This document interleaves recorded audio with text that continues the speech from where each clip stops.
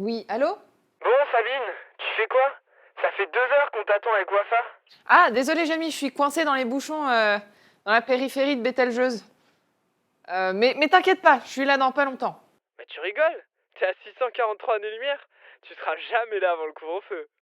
Attends, mais comment tu sais? Bah, tu sais, c'est grâce à Henrietta Leavitt et son étude des céphides que l'on sait mesurer les distances dans l'univers. Ah, les céphéides, ces étoiles à la luminosité variable. Ouais, mais ça ferait un super épisode, ça, non?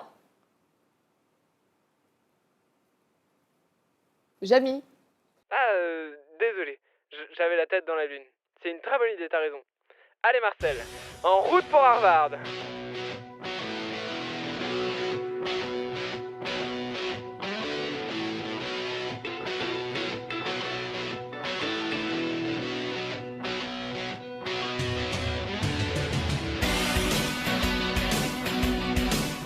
L'astronome Henrietta Leavitt met au point une méthode qui permettra de mesurer les distances dans l'univers. Au laboratoire d'Harvard, elle catalogue la luminosité de milliers d'étoiles à la luminosité variable, les céphéides. À l'appui, une collection de plaques photographiques, mais pas de télescope. Les femmes n'étaient pas autorisées à s'en servir à l'époque. Sa découverte, la relation entre la période et la luminosité des céphéides. De l'Antiquité jusqu'à la fin du XXe siècle, on utilise la méthode de la parallaxe pour mesurer les distances dans l'univers. Je m'explique.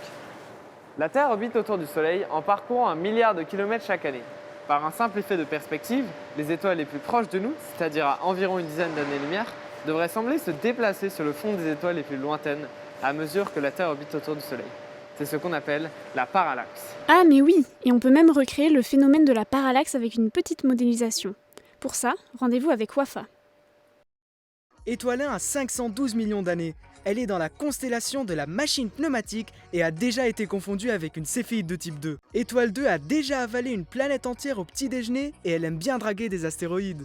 Étoile 3 a 18 millions d'années et elle collectionne les débris spatiaux. Elle traîne souvent dans les quartiers chauds d'Andromède. La Terre a 4,5 milliards d'années et tourne autour du Soleil depuis, mais elle se prend que du vent solaire. On observe une étoile relativement proche à un moment dans l'année, puis on observe cette même étoile 6 mois plus tard, lorsque la Terre aura effectué une demi-ellipse autour du Soleil. L'étoile nous aura alors semblé bouger d'un angle alpha que l'on mesure. On modélise la situation avec un triangle rectangle dont les paramètres sont la distance Terre-Soleil, l'angle alpha sur 2, aussi appelé la parallaxe, et la distance entre la Terre et l'étoile inconnue. À partir de là, on calcule la distance entre la Terre et l'étoile avec une simple formule de trigonométrie. Oui, mais attention, Wafa. Cette mesure ne fonctionne pas tout le temps. Et oui, Jamy, cette technique fonctionne seulement pour les étoiles les plus proches, de l'ordre de quelques années-lumière. Le souci vient en fait des parallaxes. Ces dernières sont trop petites pour être observables à l'œil nu. Car oui, pour les étoiles les plus proches, la parallaxe est déjà de l'ordre de 1 seconde d'arc, soit 1 sur 3600, soit 0,00027 degrés. Alors imagine pour les étoiles plus lointaines. En effet, Wafa, c'est à ce problème que Henrietta Leavitt apporte une solution. En 1908, elle publie 1077 Variables in the Magellanic Clouds, où elle présente les mesures de magnitude apparente de 1777 étoiles variables. Pour chaque céphéide, on peut y trouver la magnitude apparente minimale et maximale, ainsi que ses coordonnées sur la plaque photographique que Madame Leavitt a étudiée. Mais dis-moi, Jamy, c'est quoi la magnitude apparente? Eh bien, Wafa, la magnitude apparente, c'est une unité de mesure de l'irradiance. L'irradiance, c'est la puissance du flux lumineux reçu par une unité de surface d'une étoile depuis la Terre. En gros, c'est une mesure de la luminosité d'une étoile, mais selon une échelle logarithmique inverse, dans laquelle la magnitude augmente d'une unité lorsque l'irradiance est divisée par environ 2,5. On mesure la magnitude apparente en watts par mètre carré et on la décrit par la loi de Poisson telle que petit m est égal à moins 2,5 fois log en base 10 de L sur 4 pi d au carré plus une constante, où m est donc notre magnitude apparente en watts par mètre carré, L la luminosité intrinsèque de l'étoile, d la distance entre la Terre et l'étoile exprimée en parsec, et c une constante permettant de définir l'origine de l'échelle. Il est également important de définir la magnitude absolue d'une étoile. Cette unité représente la luminosité intrinsèque d'un objet céleste, à nouveau selon une échelle logarithmique inverse.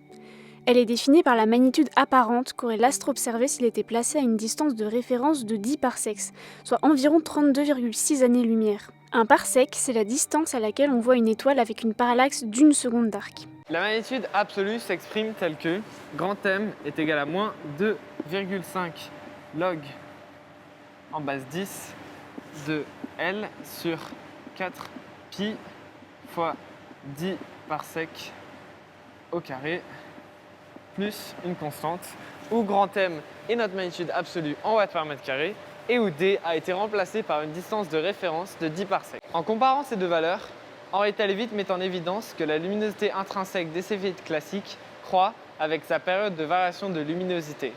Enfin, en 1912, elle écrit Periods of 25 Variable Stars in the Small Magellanic Clouds, où elle confirme son intuition sur cette variation périodique.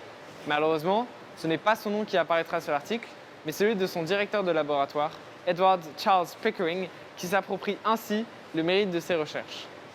En traçant la luminosité intrinsèque des céphéides en fonction de leur période de variation de luminosité selon une échelle logarithmique, il n'y a plus aucun doute. Elle peut alors confirmer la relation période-luminosité et établir un premier postulat de celle-ci, tel que magnitude absolue moyenne est égale à A fois log en base 10 de P plus B, où M est notre magnitude absolue moyenne en watts par mètre carré, P la période de variation en jours, B une constante positive et A une constante négative qui, elle, permet d'expliquer que plus une céphéide est lumineuse, plus sa période est longue. Les recherches d'Henrietta Leavitt permettent aujourd'hui aux scientifiques de mesurer la distance entre les astres dans l'univers. On peut ainsi établir une échelle de distance dans l'univers, et c'est grâce aux travaux d'Henrietta Leavitt qu'Edwin Hubble peut prouver l'expansion de l'univers. En fait, c'est Henrietta Leavitt qui va ouvrir la voie vers l'astronomie moderne. Bon Sabine, au lieu de me parler d'expansion de l'univers, tu pourrais pas me le raccourcir un petit peu histoire d'être à l'heure la prochaine fois ?